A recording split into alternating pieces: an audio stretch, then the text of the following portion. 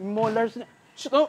Yan na, yan yung sinasabi. Yan yung, sir, akala niya. Akala niya, no, may bite work siya. Yes, sir. JRT Pomeranian po. Takot sa kanya lahat. So, si King Charles pala to. Queen Leah.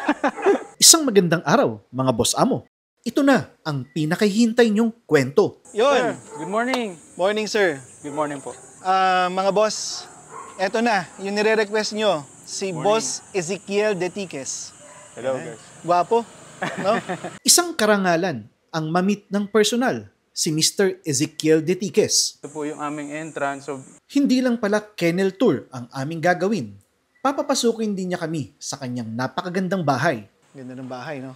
tara po. Ang ganda din ng setup dahil kung mahilig ka sa pagkain at mahilig ka sa aso, tanaw na tanaw mo sila mula dito. Tapos, rekta na po dito sa... Ay, ito po yung dining. Tapos, ito na po yung...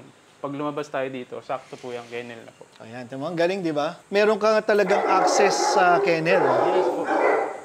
Tara po.